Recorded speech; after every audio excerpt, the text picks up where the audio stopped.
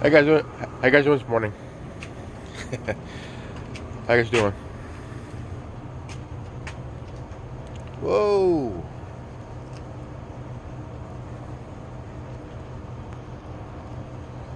Just saw that.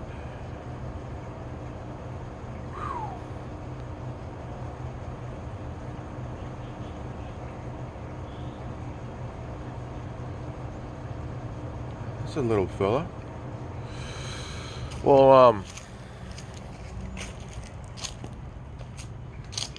I want to talk about something that happened 2 eras apart. I'm talking about the late '40s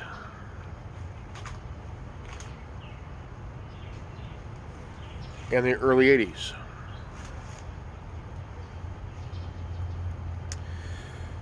Two mavericks were a big threat to the automotive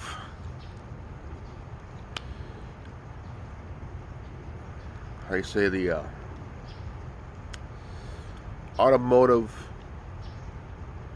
elite, the big three. Before the DeLorean, the DMC-12 hit the movie Back to the Future, which was a iconic car, in my way.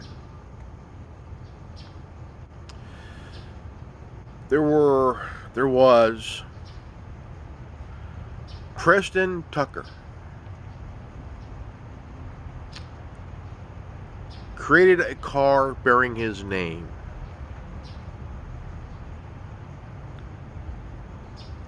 Legendary design, innovative beyond its wildest dreams.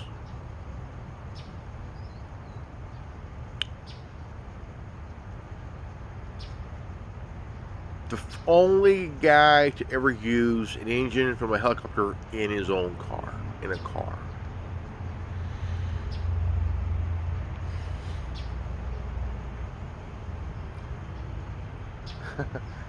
Solid old fella.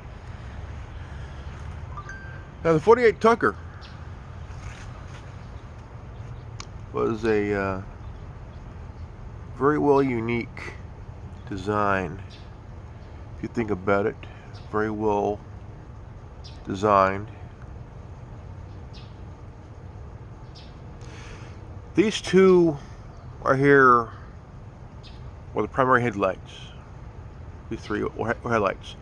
But the one in the middle, the only light there, when you turn the steering wheel, the light, the center light would turn along with the steering wheel. Imagine that. Imagine that. So,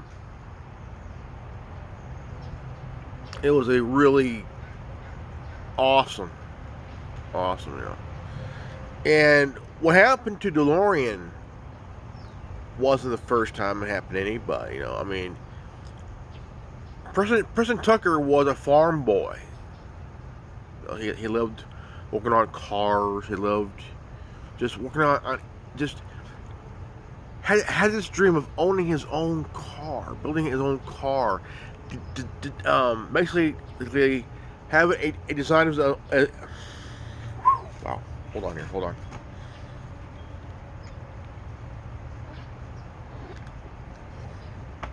Preston Tucker was a guy beyond his years, man. I tell you, you know, grew up on a farm and just worked on engines and just loved working on engines and really changed the game with his car, the 48 Tucker. I mean, this car blew people's minds, man. Blew people's minds. And they go for in auctions, they go for up in the millions of dollars, okay? These cars, the design, the engine, the back doors were kind of like a Continental, kind of like a Lincoln Continental. Suicide doors, you know? And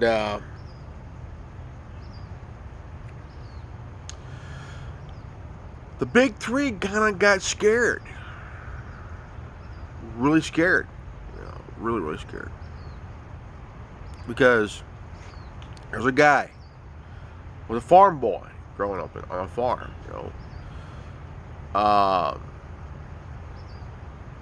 just really wanted to kind of want to give the working man, the blue collar guy, build him a car, and down the line, all of a sudden the media, like one journalist, really caused the downfall. He was the first domino, and the domino was he was pretty much lying about Tucker. He didn't sell a car. President Tucker had 17 in line ready to sell. He was selling a lot of cars. He was selling cars. Any journalist can fuck up anybody's life and their career to lie. If you lie a lot, if you lie enough, people will believe it. That's quoted Adolf Hitler. If you tell the lie long enough, people would believe it. They would believe it more than the truth.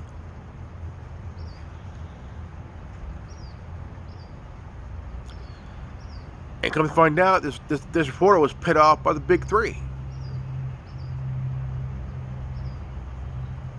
Just like the banks. They don't want competition. Just like the FBI wanted 0 days. They do not want competition.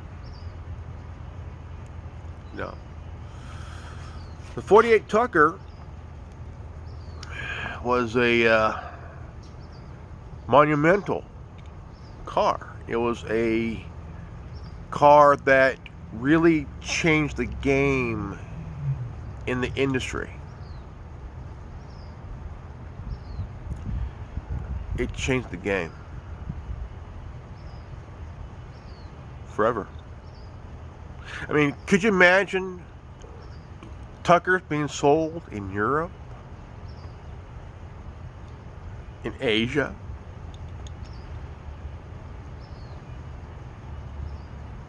North America? These cars would have been not like hotcakes, but a museum on wheels. A museum on wheels. Just like DeLorean. This is the Hot Wheel version of the DeLorean.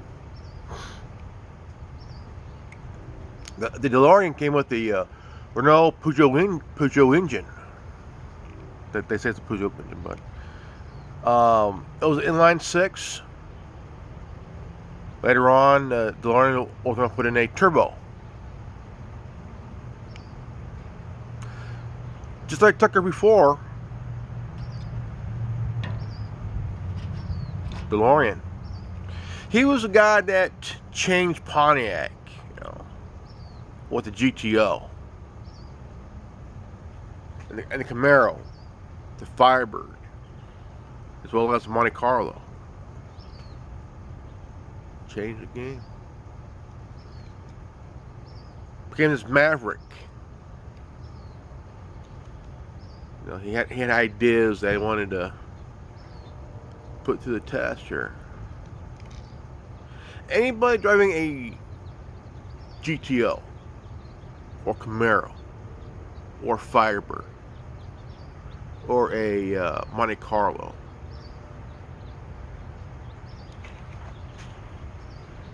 thank this guy.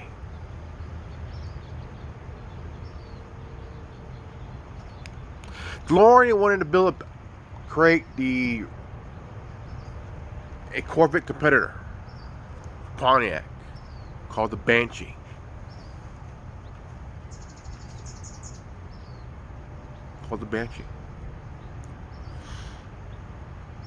And General Motors said no. No. Told them, stop wasting your time on this car, start doing your job. Start doing your job.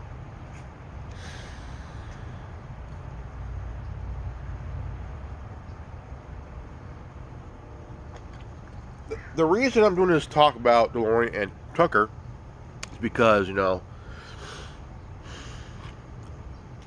Chevrolet, well, GM, experimented on EVs, electric cars.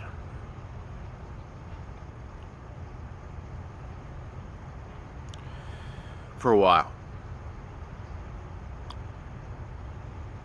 They gave them away, but only for one reason. To see the expression on the faces of people that drove them.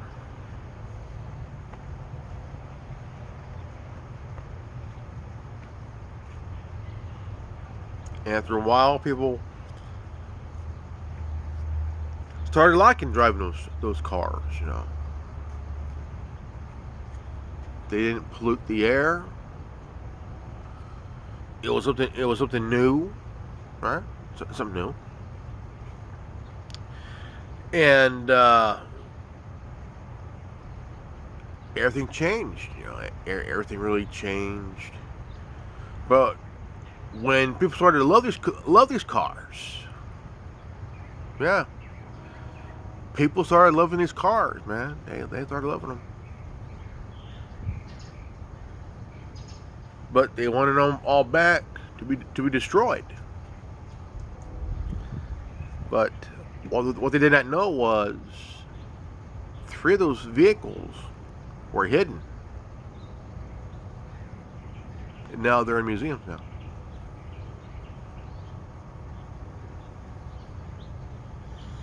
Now, when the S10 came around later on, you know, it was a nice little small pickup, you know, competing with the Ranger, competing with the Ford Ranger. Both trucks were good on gas, good on fuel consumption, good, you know. Right around 99 to 2000, General Motors took the S10. Okay, S10. Made it front-wheel drive and electric. But only for businesses. Small businesses.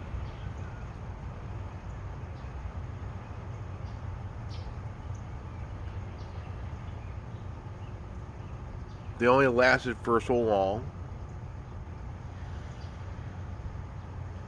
And, I mean, just the idea of but Tesla wasn't the first one to come out with electric cars. General Motors did in the 60s.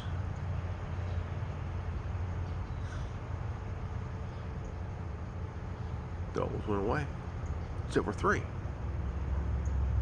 See, innovation's always been a test of man. And always been a test of man to see how far their minds could take them, you know.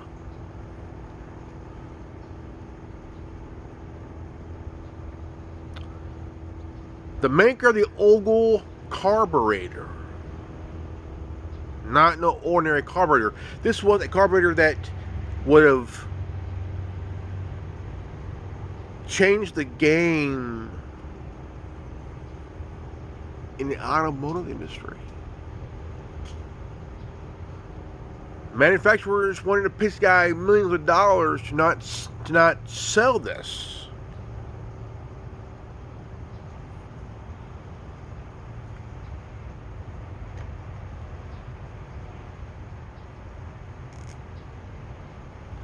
This was an idea that would have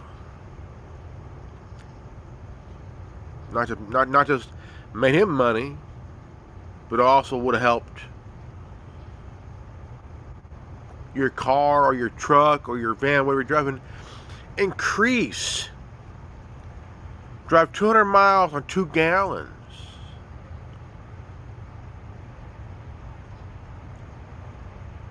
It was a completely different carburetor.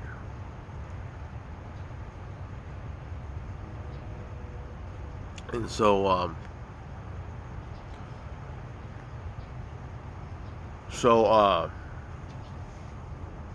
what happened to Tucker and DeLorean? I'll tell you what happened. 48, Preston Tucker was doing well, making his cars, selling them, doing pretty well. A little minor glitch here and there, but people love his cars. He gave each family who bought a car luggage to put in their front trunk, the frunk. This here was the frunk. Yeah, the frunk. Funny, huh? The frunk. And so it was kind of a good time, but also a bad time too, because Big Three, they did not want competition from the little guy. What was Ford? Ford was a little guy who became the big guy, one of the big guys,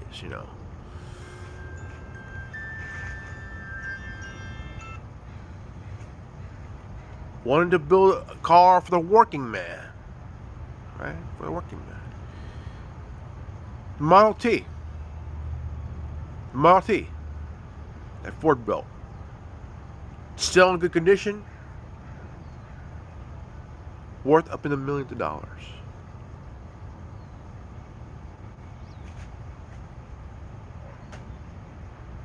Yeah, one Model T is worth up in the millions of dollars. Right, millions of dollars.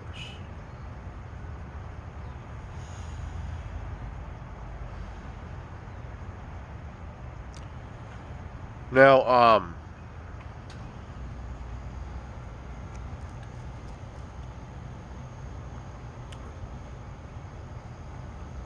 each industry don't like competition, and the auto industry here's where it gets really funkier. They started to accuse Preston Tucker of fraud, calling him a fraud, right? Calling him a fraud, and he drove his car. He drove the car.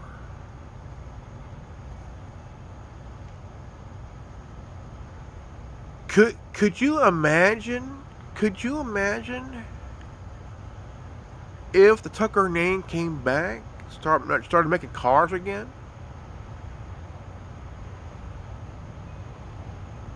That would be a game changer there too. The name resurrected.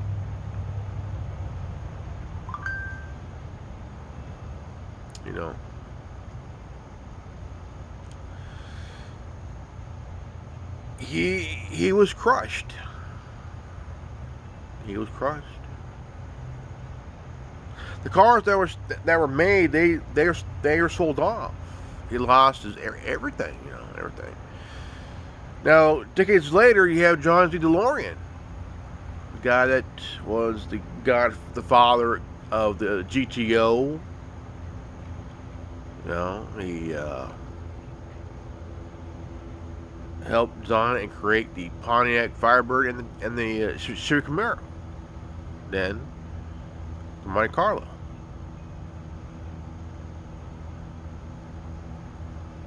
It was crossed between a Chevelle and the Nova.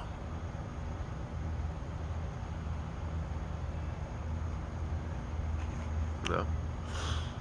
The guy was a maverick. The guy was a you could say a genius, a maverick genius in a way. So he left General Motors to start his own company, bearing his name. And he built his cars in Scotland.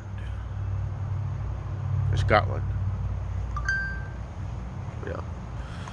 And really had an idea. A car that was made out of stainless steel with gullwing doors. Since he couldn't make his Banshee, he made his own car, the DMC-12.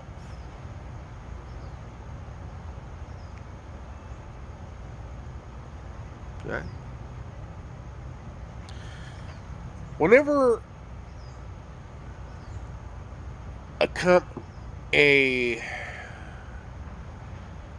we all know what happened to Tucker. Big Three again screwed over an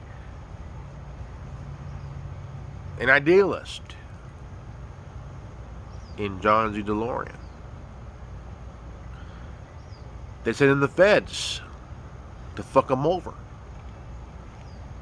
See, DeLorean was looking for financiers to help finance this project. His car became the third fastest in 81.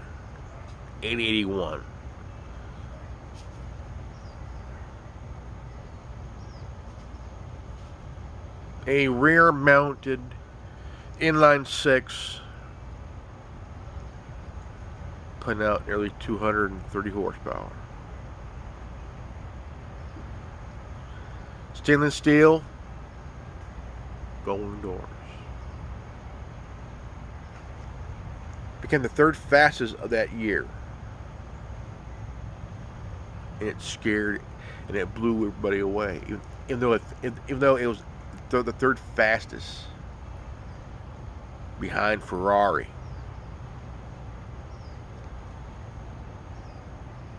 And that kind of rattled some cages in Ford, GM, and Chrysler.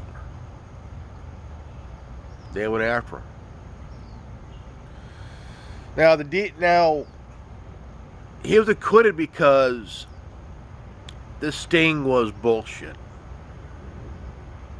They wanted to accuse him of drug charges and shit, drug trafficking and shit,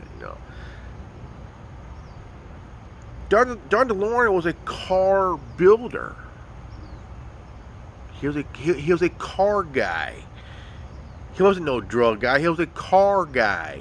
He was another Preston Tucker who wanted to build a car.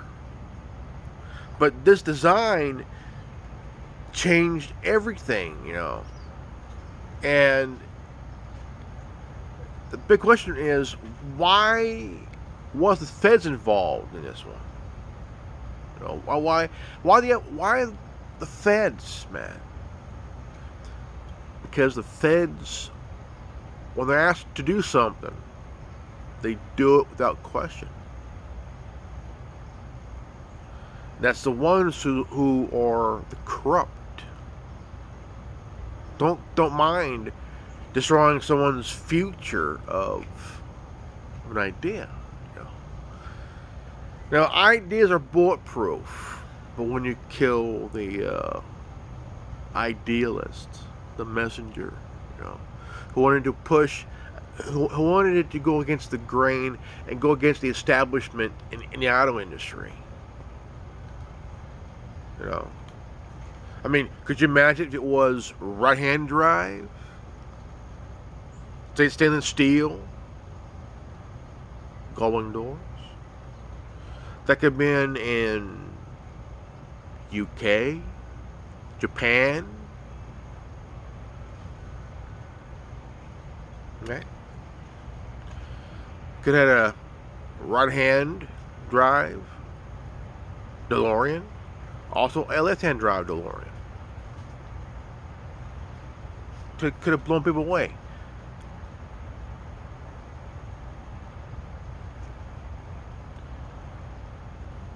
Changed everything, man. These two cars right here.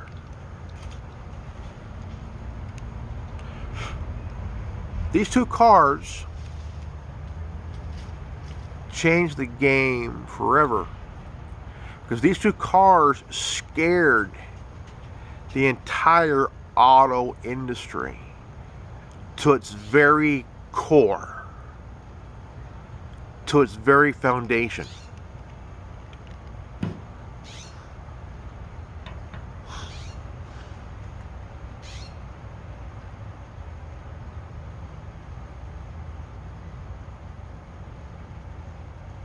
Now they're planning to make a DeLorean that's electric and a 4-seater.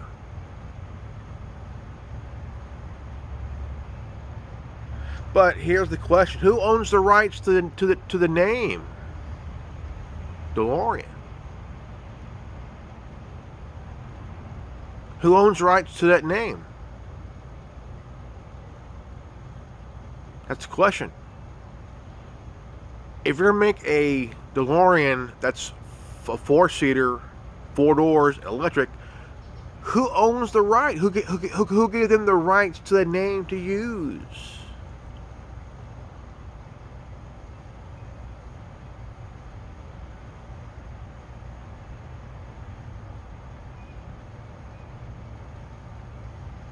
Think about it. Think about it. See, the DeLorean always been a 2-seater sports car, gullwing doors, mid-engine, rear-wheel drive.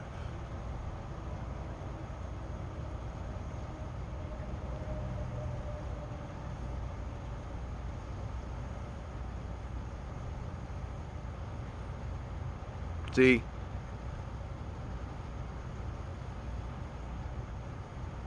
Unless it got permission from the guys that once worked at DeLorean, still building the cars.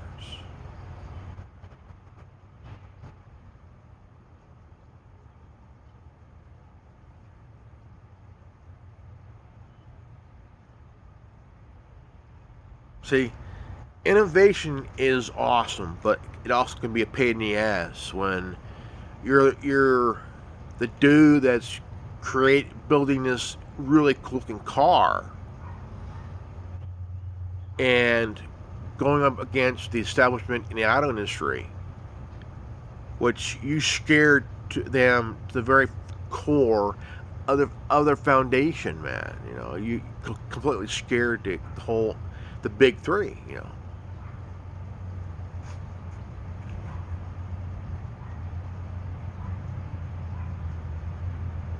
Holy shit.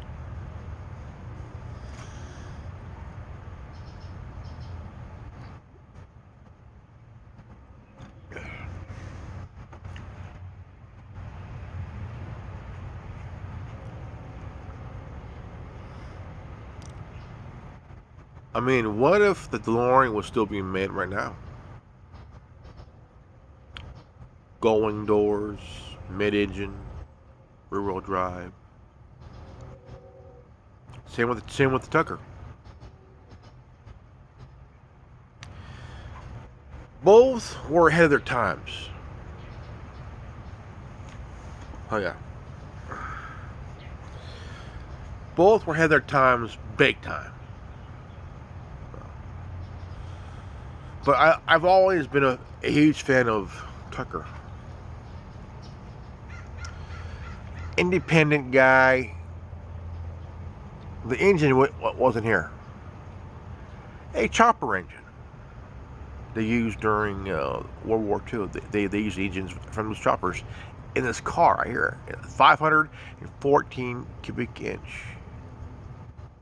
I mean, could you imagine if making a hot rod out of this thing, dropping a Ford 514 in this thing, making about 650, 700 horsepower on this bad boy?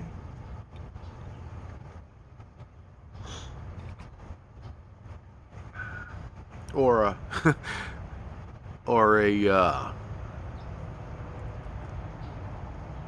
dropping a elephant in that bad boy, you know? Or dropping a Hellcat in this car here, I mean.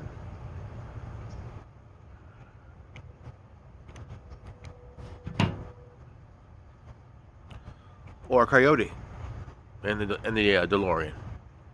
Could have been really badass, man. You know, 640 horsepower, twin turbo or supercharged, Coyote powered DeLorean DMC-12. Now that would have been really cool. There, you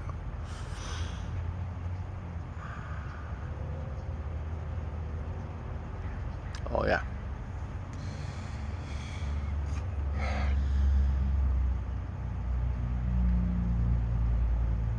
That would have been really cool, man, I tell you. Really cool. I think if I ever owned a Tucker, I would put in a 6-speed. And the engine would probably be a 3rd-gen Coyote or a Predator motor. A Predator engine.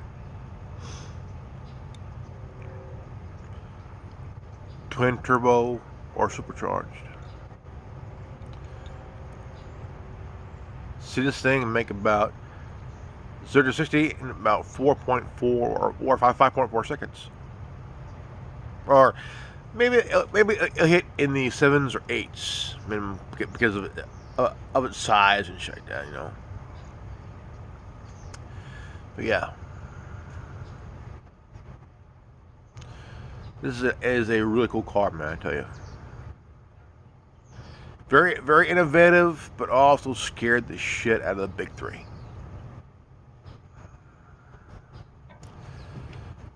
DMC-12, 81 DeLorean.